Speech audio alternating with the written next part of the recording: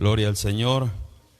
Qué bendición poder estar aquí con ustedes. Damos gracias al Señor por nuestro hermano y su esposa que nos han permitido en esta noche estar aquí con ustedes. Vamos a la palabra del Señor. Amén. Para poder dar lectura a su bendita y santa palabra. De pronto, para los que no me conocen, soy el pastor Israel Robles. Estamos aquí también en el cantón Durán. Amén. Bendito sea el Señor. Lucas capítulo 13. Vamos a tomar el verso número 10 hasta el versículo número 13. Lucas capítulo 13, versículo número 10 al versículo número 13. Si usted encontró, por favor, me responde con un amén. Y vamos a dar la lectura a la palabra del Señor en el nombre del Padre, del Hijo y del Espíritu Santo, un solo Dios. Amén.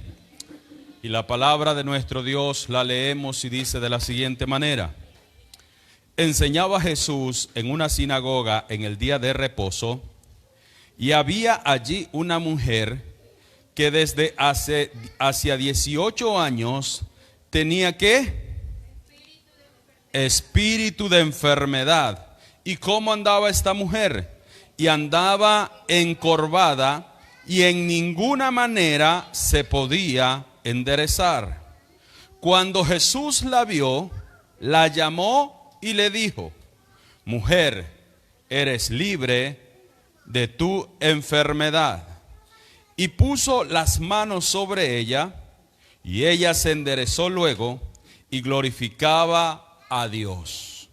Cierre su Biblia y levante sus manos a los cielos conmigo por unos segundos y vamos a dar gracias al Señor.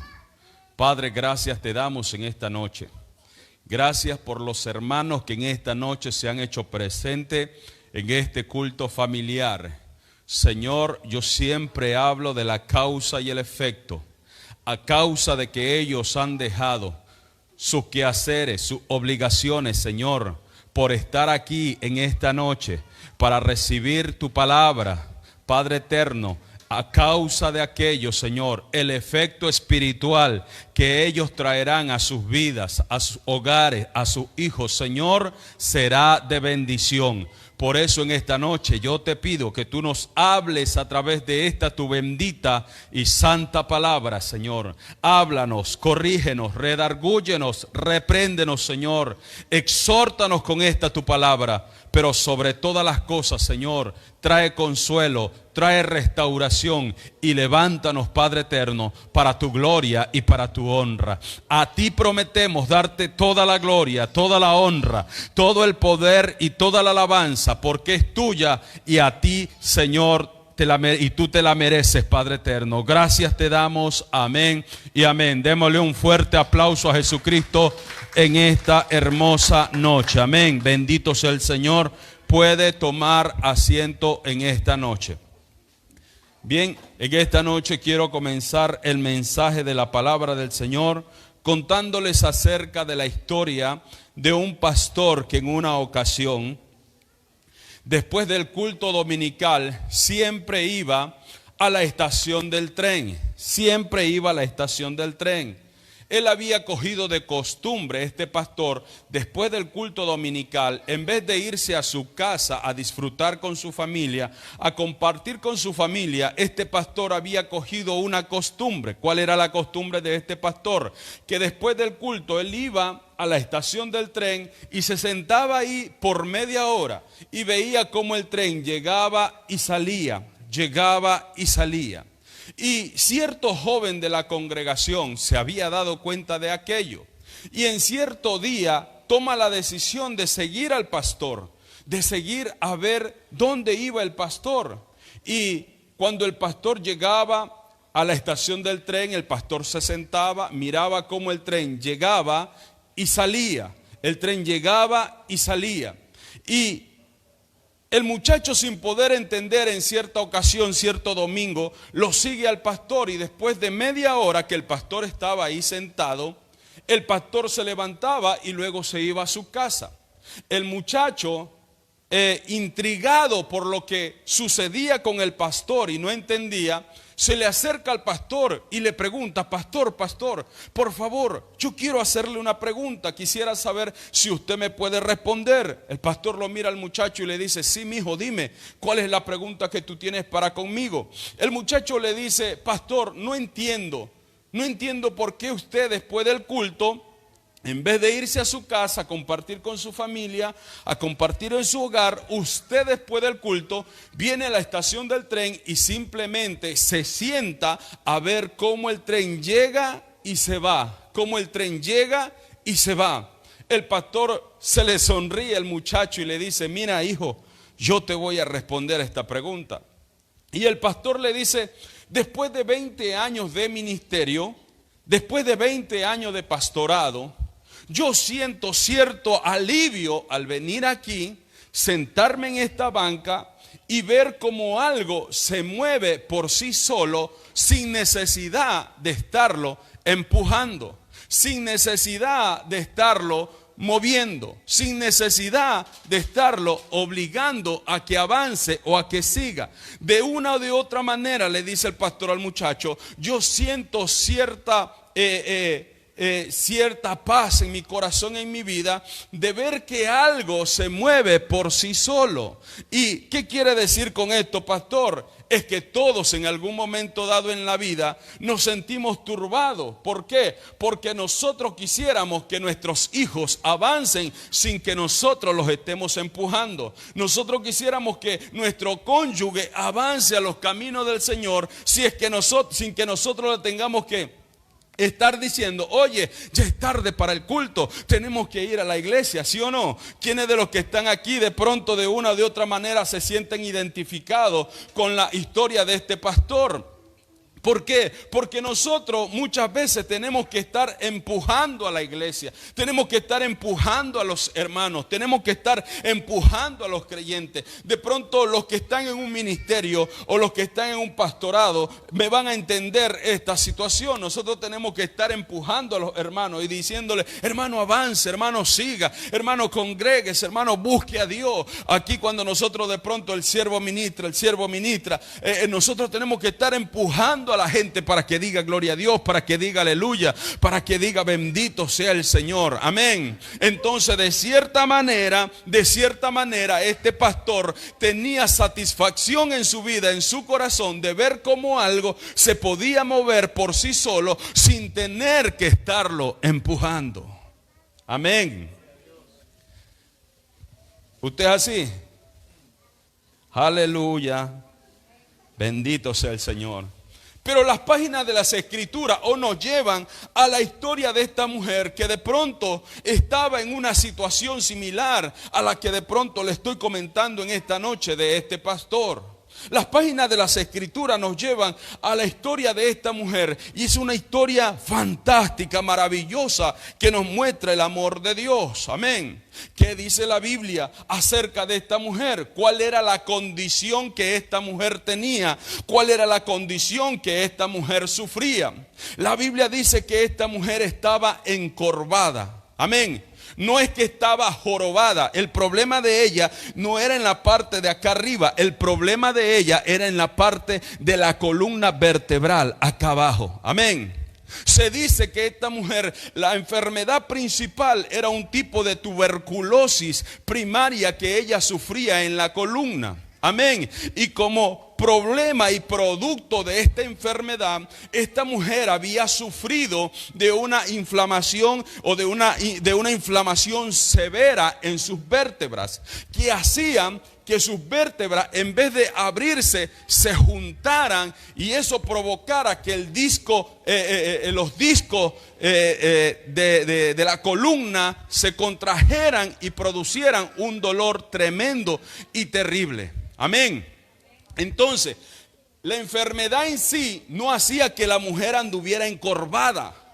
La enfermedad en sí no hacía y no provocaba que la mujer estuviera encorvada.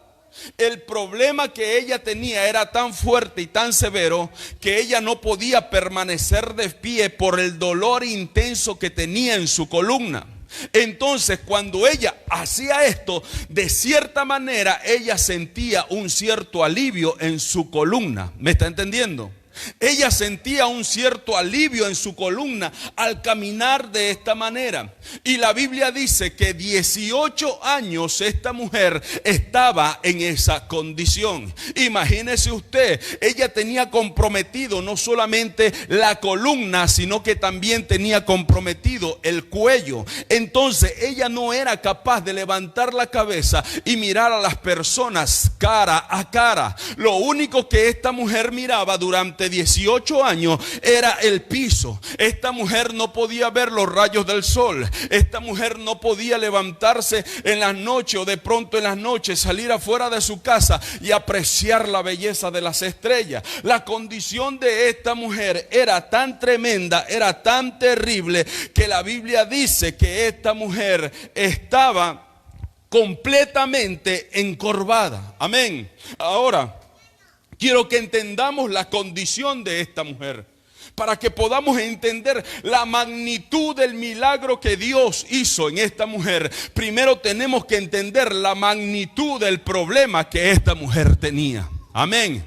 Porque para que la gente entienda la magnitud de la alabanza que tú le das a Dios, primero tienen que entender la magnitud del problema del cual Dios te salvó, del cual Dios te sanó, del cual Dios te levantó. Es por eso que hay gente que cuando tú estás en el culto, tú alabas a Dios, tú glorificas a Dios, y la gente dice y la gente habla: pero ¿por qué es que este tanto aplaude? ¿Por qué es que este tanto dice gloria a Dios? ¿Por qué es que este tanto salta? ¿Por qué es que este tanto grita? ¿Sabes qué? Es que ellos no entienden de la magnitud del problema que Dios te salvó, de la magnitud del problema que Dios te rescató. Solo aquel que entiende la magnitud de donde Dios te sacó va a entender la magnitud de tu alabanza, va a entender la magnitud de tu adoración. Si de pronto tú eres uno de aquellos que dice: yo sé de dónde Dios me sacó, Dios me levantó de la tumba, Dios me quitó esa enfermedad que tenía, Dios me rescató del pecado,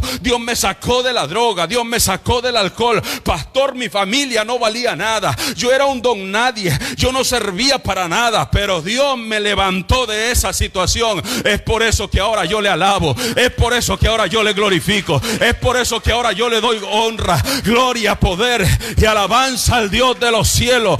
Para entender la magnitud de la alabanza de la gente, tenemos que entender la magnitud del problema de donde Dios nos rescató. Amén.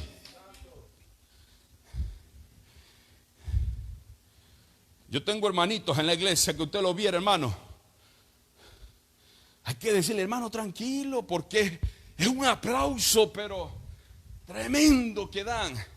Y la gente a veces como que le incomoda eso, ¿no?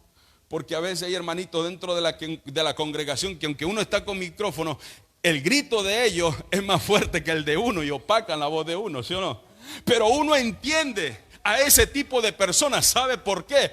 Porque uno sabe la magnitud del problema del cual Dios los rescató, porque uno entiende la magnitud del problema del cual Dios los salvó, de dónde Dios los sacó, de cómo eran antes y de dónde y dónde están ahora. Yo entiendo la magnitud del problema de Dios, de dónde los sacó. Por eso yo entiendo la magnitud de la alabanza que ellos tienen para el Dios de los cielos.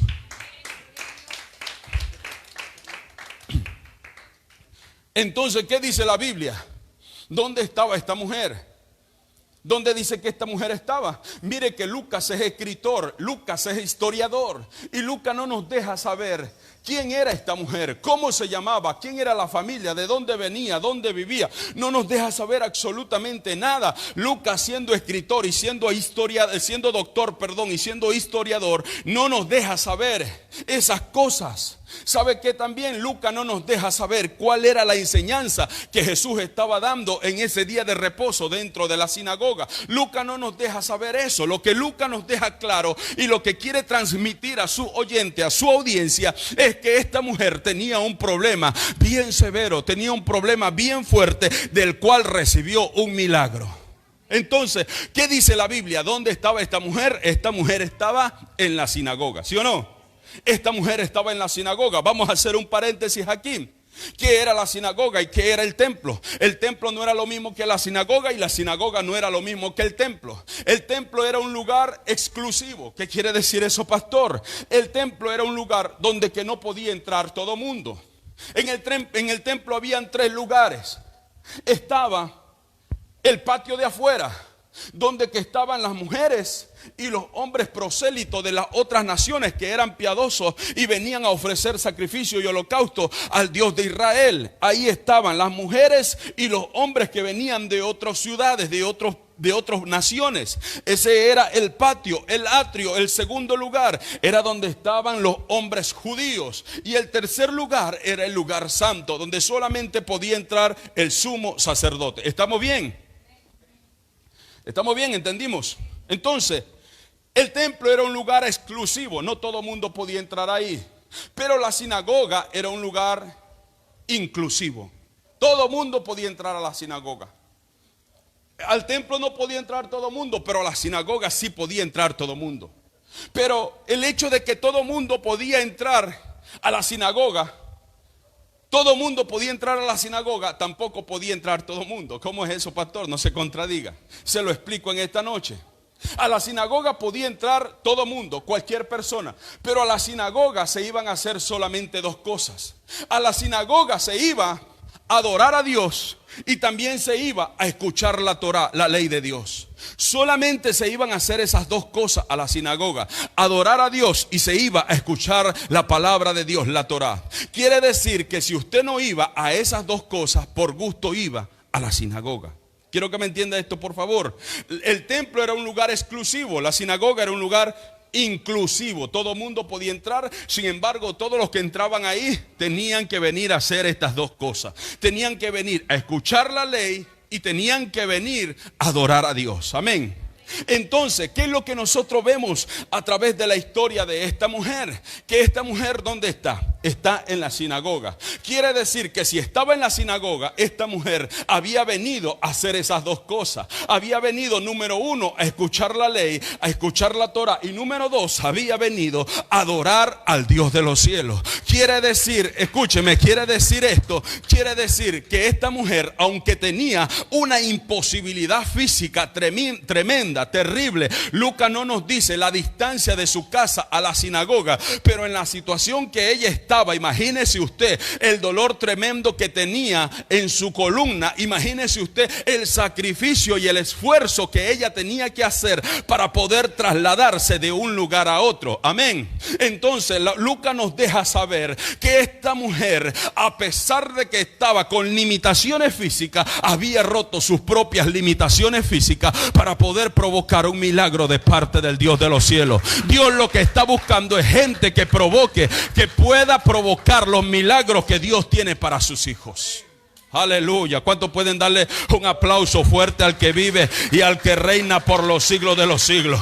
Entonces, ¿qué es lo que nos está diciendo Lucas? Lucas lo que nos está diciendo es que esta mujer tenía una imposibilidad terrible, una imposibilidad tremenda. De pronto las marcas que ella tenía en su vida no solamente era el dolor físico, sino que también era el dolor emocional que cargaba en su corazón. Porque ¿sabe qué? ¿Cómo era conocida esta mujer en la sociedad de Israel? Esta mujer era conocida como la encorvada. Tenía un apodo, la sociedad ya la había marcado. No solamente la salud física, no solamente era la atadura del diablo que le había puesto, porque la Biblia dice que era un espíritu de enfermedad. No solamente la atadura que el diablo le había puesto, sino que la sociedad la había marcado emocionalmente en su corazón.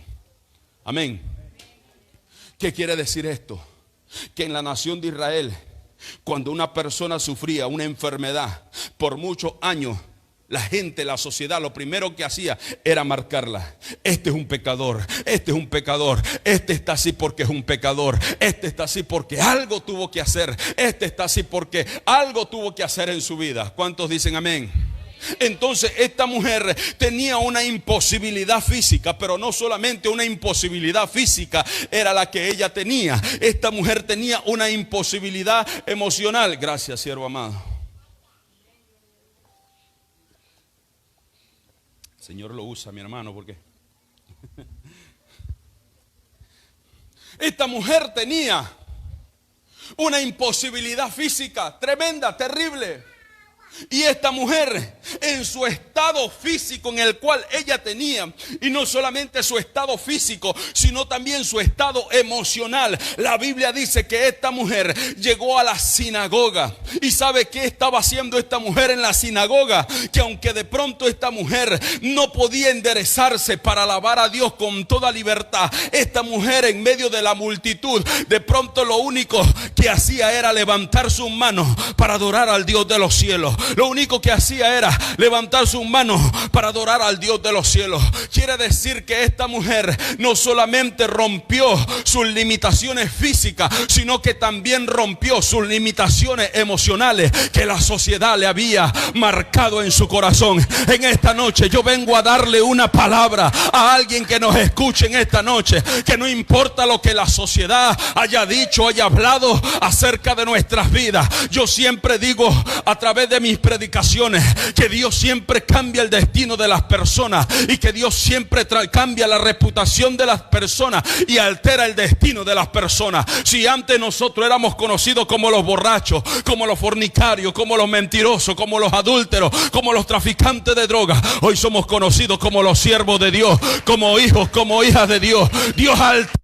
Dios altera, Dios cambia tu reputación. De que la escoria que eras para el mundo, ahora eres un hijo de Dios. Y el destino que tú antes tenías, que era el alcohol, que era la droga, que era la mentira, que era el adulterio, ahora es cambiado tu destino. Ahora de pronto no eres un predicador, de pronto no eres un salmista, pero eres alguien que transmite luz en medio de las tinieblas en este mundo. ¿Cuántos alaban su gloria en esta noche? De pronto no eres un grande, de pronto eres un pequeñito igual que yo, pero eres un portador de luz en medio de las tinieblas. ¿Cuántos alaban su gloria en esta noche?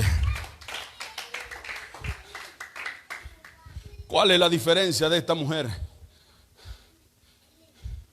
a la iglesia del siglo XXI en nuestros días? ¿Cuál es la diferencia? Hay una diferencia garrafal, hay una diferencia tremenda, terrible. ¿Cuál es esa diferencia? La diferencia es que esta mujer no esperó el milagro para adorar a Dios, porque a la sinagoga se iba a adorar a Dios. Esta mujer no esperó recibir el milagro para poder adorar a Dios. La iglesia del siglo XXI adora a Dios cuando hay comida en la mesa de nuestro hogar.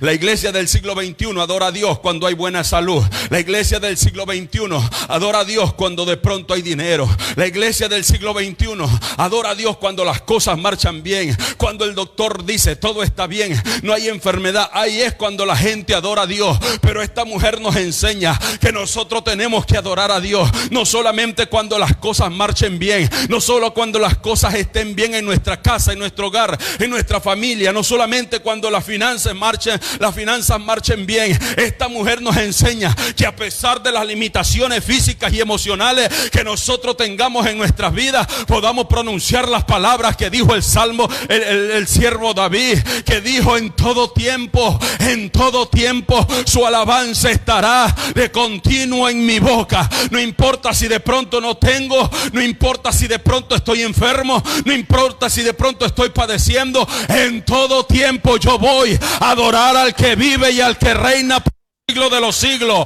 Dios está buscando gente que provoque el milagro de Dios en su vida. Dios está buscando gente que le adoren a Dios, no por el milagro, sino por lo que Él es. Porque hay gente que adora cuando recibe el milagro, pero Dios está buscando gente que adore en todo tiempo. Dios está buscando gente que le glorifiquen en todo tiempo, en todo momento. Amén. ¿Qué más dice la Biblia? 18 años en esa condición. Imagínese usted cuántas marcas en su vida esta mujer tenía. ¿Cuántas marcas en su vida esta mujer tenía? De pronto a nosotros se nos hace difícil entender porque no hemos padecido y no hemos pasado por la situación que esta mujer pasó. Pero en algo de pronto yo la puedo entender. Voy a hacer un paréntesis aquí un momentito y les voy a comentar algo personal que hace unos cuantos años, unos 14 años yo sufrí. Tuve un accidente de tránsito, caí sentado se me rompieron 2 discos en la columna y quedé postrado en una cama durante 2 años, encerrado en mi casa sin poder hablar absolutamente con nadie. Casi pierdo hasta el habla. Imagínese usted, terrible la situación. Yo todas las noches gritaba, pero gritaba porque el dolor era intenso. 2 discos de la columna roto y la masa que va dentro del disco se me había brotado, y eso que se me había brotado producía que tocara el nervio ciático que baja de acá arriba y que llega hasta los talones. Eso es un dolor insoportable. Mi columna era un lado más arriba y un lado más abajo, y de cómo yo caminaba así, de esta manera. Por eso yo entiendo en algo a esta mujer.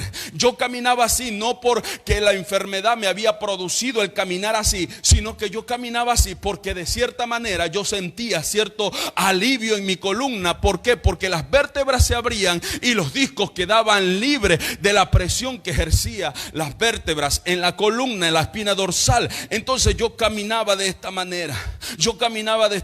A la edad de 26, 27 años. Imagínese usted, siendo joven, la gente me había conocido como un deportista, como alguien fuerte, resistente a todas las cosas. Pero de la noche a la mañana cambió mi vida. ¿Sabe por qué? Porque la gente, aunque de pronto te estima, aunque de pronto te quieren, la gente comienza a sentir lástima de ti. La gente comienza a sentir compasión de ti, y la gente comienza a ponerte ciertos apodos, ciertos epítetos a ti, y de pronto, de cierta manera, eso marca tu corazón emocionalmente, eso marca tu vida. Por lo tanto, yo le hablo en esta noche como alguien no simplemente que habla de teología o de palabra escrita. Yo le hablo como alguien que ha vivido en carne propia el dolor que de pronto esta mujer pudo haber sentido en su vida y en su corazón. Me imagino yo que esta mujer, después de 18 años que había padecido esta enfermedad, sin duda alguna tenía que haber perdido a su esposo, sin duda alguna tenía que haber perdido a su familia.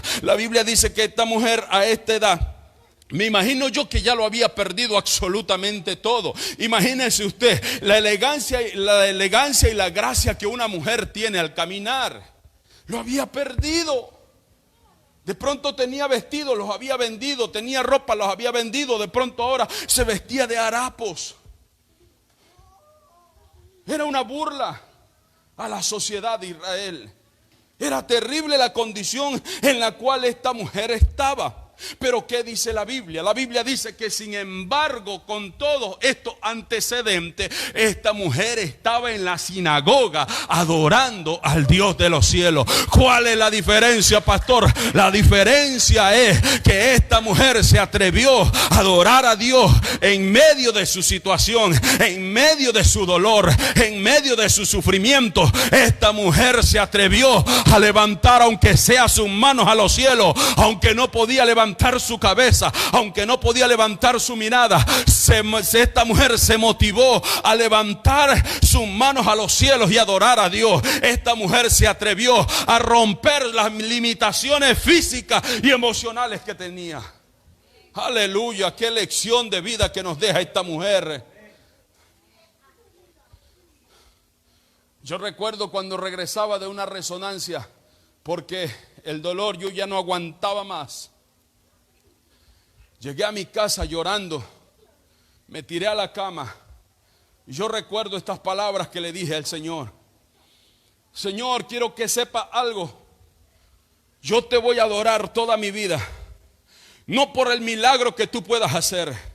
Porque si tú quisieras, Dios, simplemente con el chasquido de los dedos, tú dijeras: Israel, sé sano, y yo sería sano. Pero si tú no quieres que yo me levante, algún propósito tienes para con mi vida. Y yo le dije: Señor, quiero que sepa que yo te adoro y que yo te sirvo no por el milagro que tú puedas hacer en mi vida. Yo te adoro y yo te sirvo por el milagro que tú hiciste en la cruz del Calvario. Eso es lo que Dios espera de nuestra vida. No adorarlo a Él por lo que podamos recibir o por el milagro que Dios pueda hacer en nuestra vida, sino por lo que Él hizo en la cruz del Calvario. Por lo que Él hizo en la cruz del Calvario. Pasaron los días después de esa corta y sencilla oración, y en unos días Dios me restauró, Dios me levantó.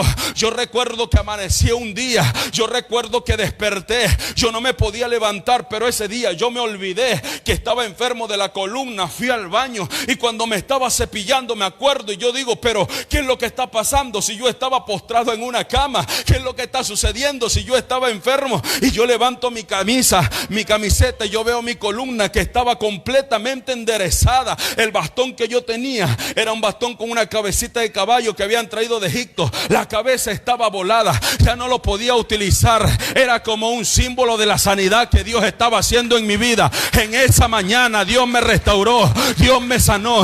Han pasado 14 años, sigo de pie, sigo trabajando, estoy con mi familia y Dios sigue siendo fiel. Dios sigue siendo fiel. Dios sigue siendo fiel. Dios sigue siendo fiel. Los mismos milagros que Él hizo ayer, Él los puede hacer hoy día. Los mismos milagros que Él hizo con esta mujer, Él los puede hacer con nosotros en día. Bendito sea Dios.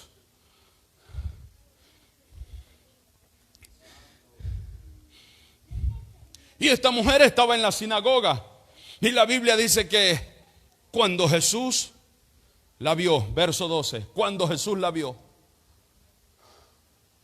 Cuando Jesús la vio. ¿Sí ve ahí el texto? Cuando Jesús la vio. Pero Pablo dice, Colosenses verso 1, capítulo 1, verso 9, dice que en Él habita corporalmente toda la plenitud de la deidad.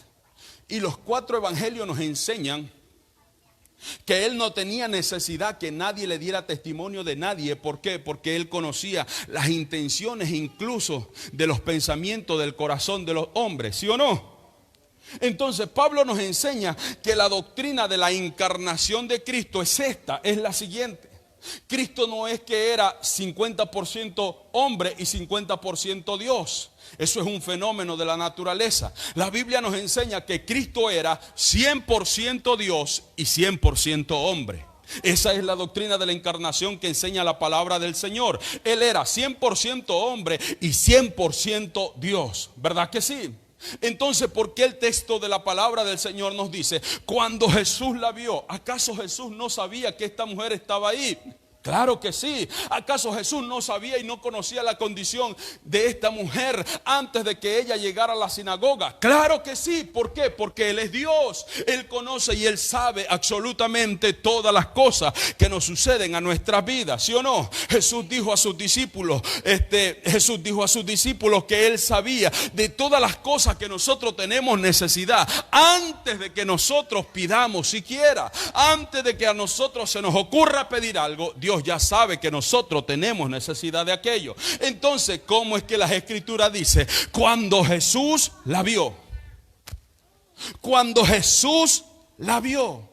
Jesús sabía que ella estaba ahí. Jesús conocía su situación. Jesús conocía de que esta mujer estaba padeciendo. ¿Sabe qué es lo que pasa con este texto de las Sagradas Escrituras? Cuando Jesús la vio, cuando nosotros vamos al Antiguo Testamento, encontramos esta misma palabra, pero con una frase diferente, pero con un significado similar. Cuando nosotros vamos al Antiguo Testamento, encontramos una frase que dice, y Dios se acordó. ¿Cuántos han leído alguna vez eso en el Antiguo Testamento? Le refresco la memoria.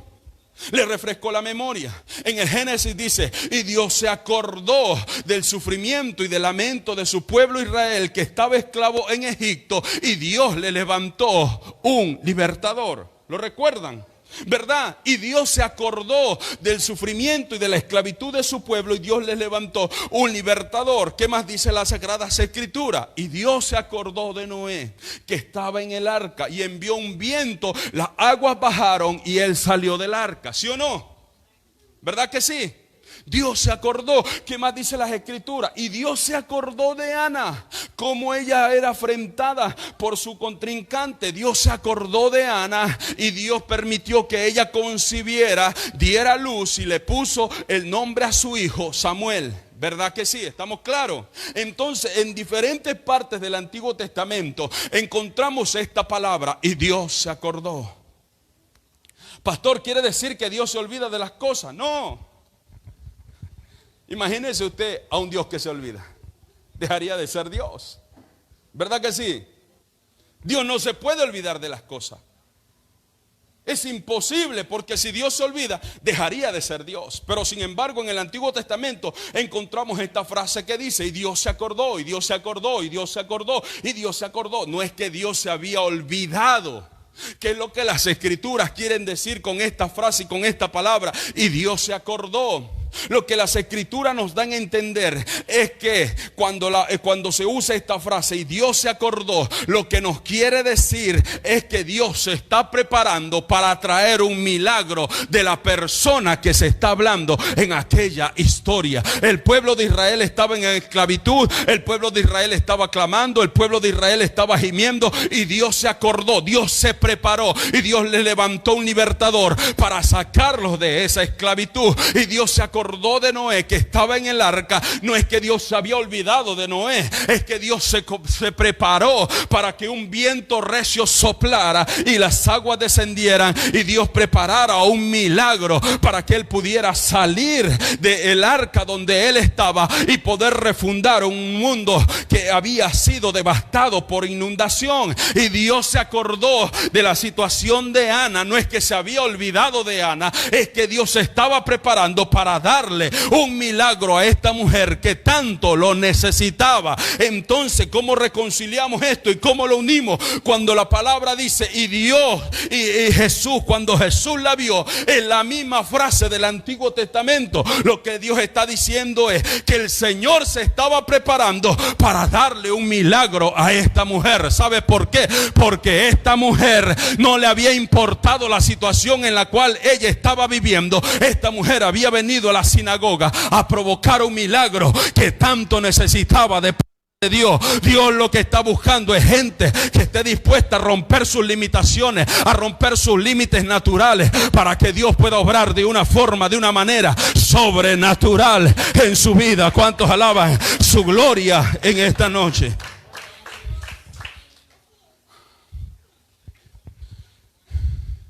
Con esto vamos a ir terminando. El Señor se estaba preparando para traer un milagro a esta mujer. ¿Qué más dice las Escrituras?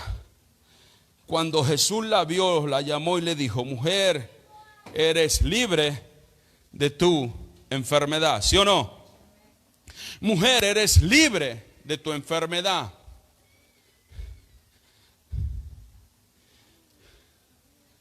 ¿Verdad que simplemente con la palabra del Señor bastaba para que esta mujer sea sana?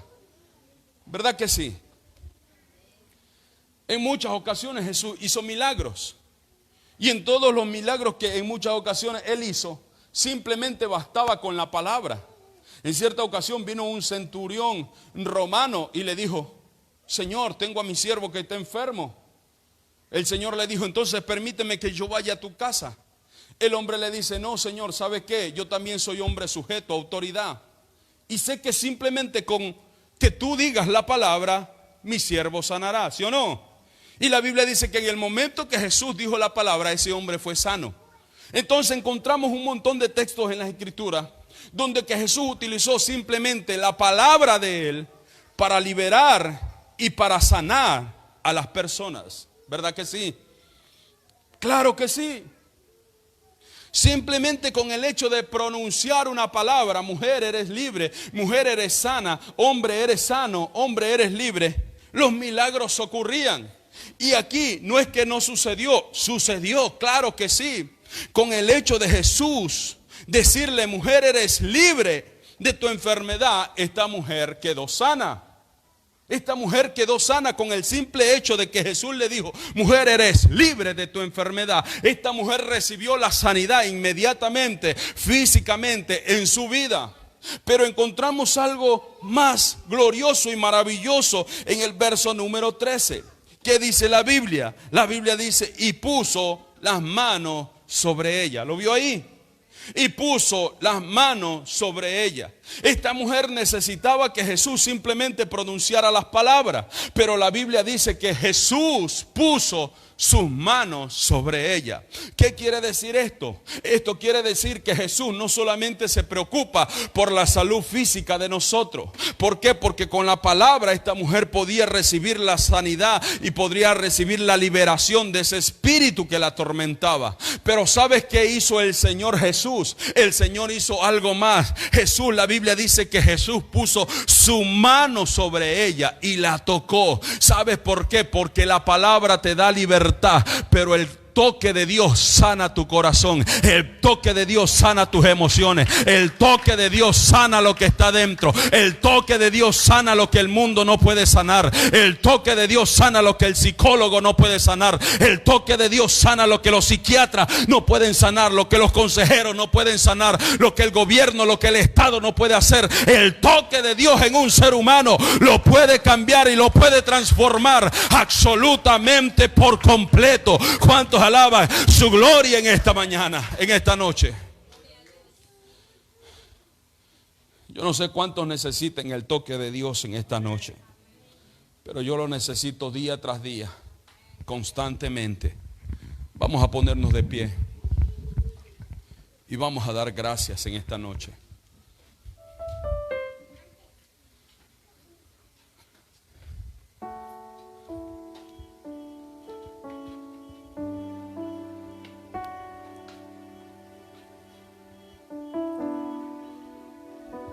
Yo no sé si de pronto tú has venido aquí y nadie más lo sabe, pero solo tú y Dios lo sabe, y tú necesitas de un milagro. No sé si ese milagro es un milagro financiero, económico, milagro emocional, milagro familiar. Si de pronto en estos días has estado pidiendo, clamando por algo, y de pronto tú en esta noche llegaste aquí con la última esperanza albergada en tu corazón, sabiendo que Dios es el único que puede sacarte de la situación de la cual tú estás viviendo. Yo en esta noche te pido que tú confíes en el Señor, que Él está aquí no solamente para darte una palabra, Él está aquí para tocarte en esta noche. Comienza.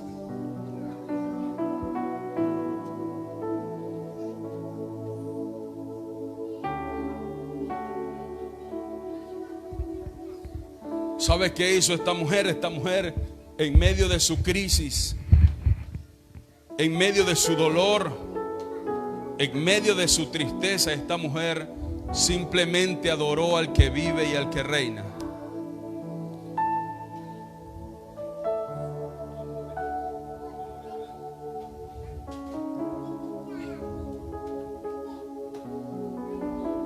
Simplemente quiero que comiences a adorar a Dios. Pastor, no tengo palabras. Simplemente comienza a ser sincero con Dios.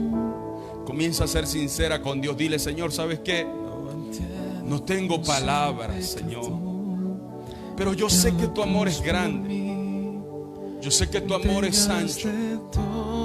Yo sé que tu amor es profundo. Yo sé que tu amor es profundo. Recibe el toque de Dios en esta noche. Señor, sana no solamente su condición física, aunque no esté enferma. Señor, sana su condición emocional, Padre. Restaura, Señor. Renueva, Padre eterno. Reaviva, Señor. Obra, Espíritu Santo de Dios. Yo no conozco ni sé el milagro por el cual ellos han venido en esta noche, pero estoy seguro que ellos están clamando por algo, Dios. Te pido que tú obres, Señor, y que traigas un milagro para sus vidas en esta noche, Señor. Oh, aleluya. Repítelo conmigo en esta noche. No entiendo cómo, siendo un pecador, fuiste a la cruz por mí. Lo entregaste todo, no te reservaste nada.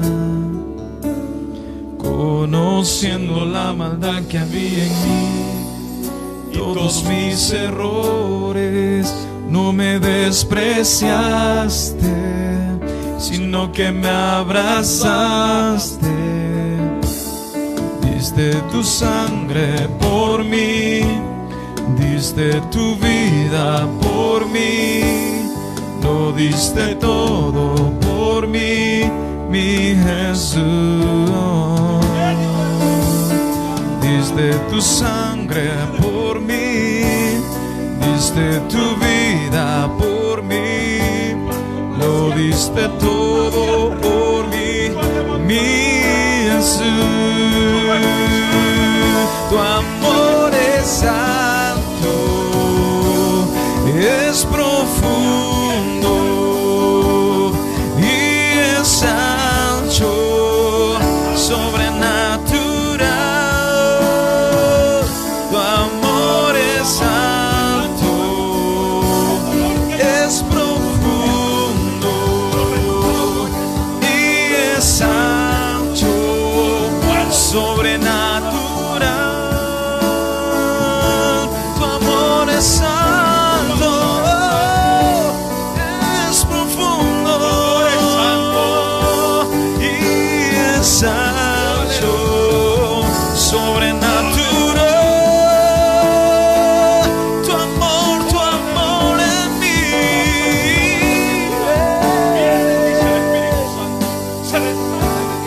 Y es santo, sobrenatural. Tu amor es santo, es profundo. Na, na, na, na.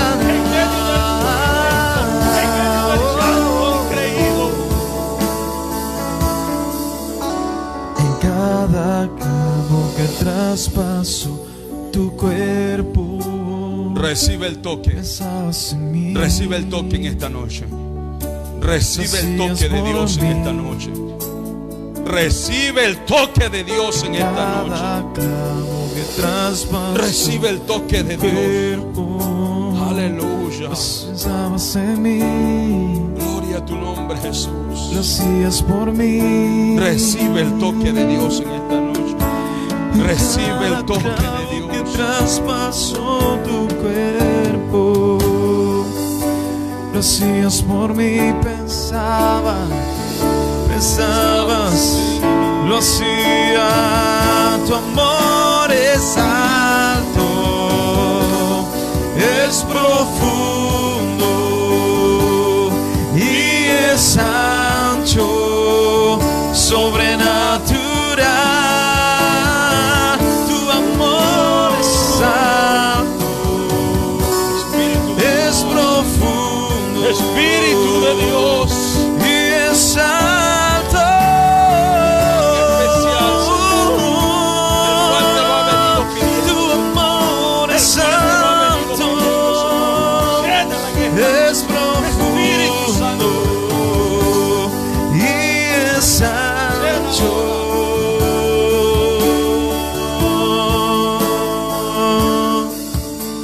Tu amor en mí. Yo no sé si tú te atreves a adorar conmigo, aunque todavía no puedas ver el milagro, pero esa adoración va a provocar que el milagro que tanto has estado esperando y que tanto has estado buscando en tu vida, Dios lo haga. Aleluya. Yo quiero que tú le adores por lo que Él hizo en la cruz. Yo quiero que tú lo adores. Como siendo un pecador, fuiste a la cruz por mí, entregaste todo, No te reservaste nada, conociendo la maldad que había en mí, todos mis errores, no me despreciaste. El Señor te amó en la condición que tú estabas. En la condición que tú estabas. ¿Cuánto más no te va a amar ahora que eres su hijo?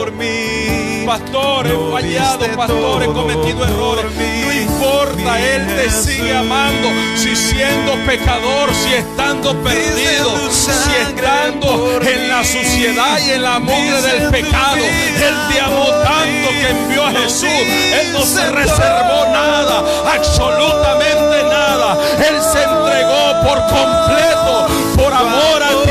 ¿Cuánto más no te va a amar ahora que eres su hijo?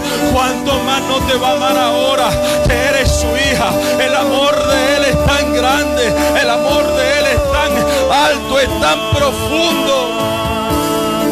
Diste tu sangre por mí, diste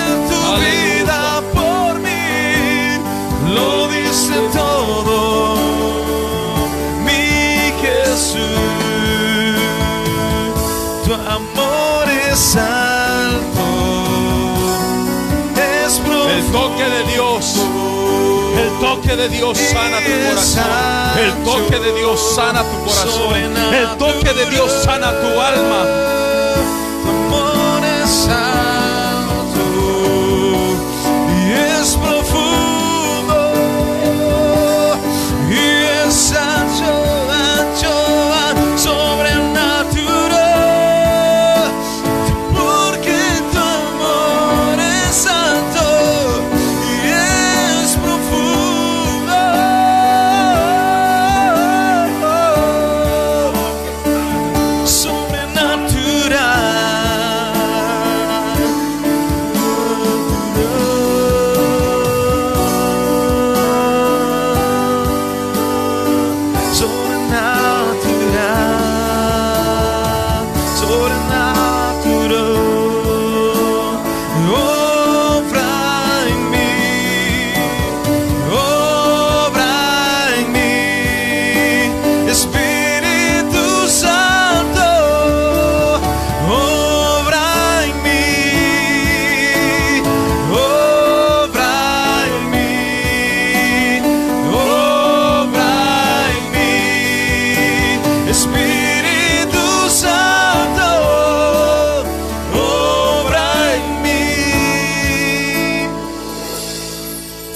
Gracias, Espíritu Santo.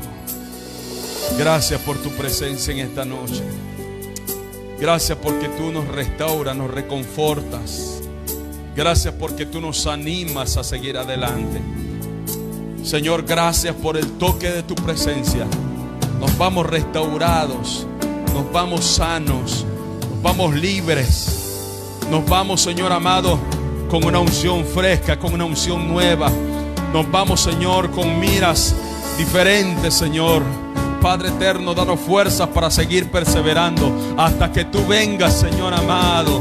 Aleluya, te vamos a seguir adorando, no por el milagro que podamos recibir, sino por lo que tú hiciste en la cruz del Calvario, Señor. Gracias te damos en el nombre de Jesús. Amén y amén. Démosle un aplauso fuerte al que vive y al que reina por los siglos de los siglos.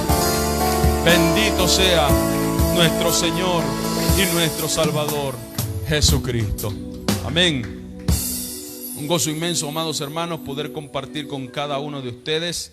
Y muchísimas gracias, amado siervo, amado, por habernos invitado y hacernos partícipe de esta bendición. Conmigo, bueno, pues, si de pronto no les canso, será hasta una nueva oportunidad. Muchísimas gracias, que el Señor les bendiga. Amén. Gloria.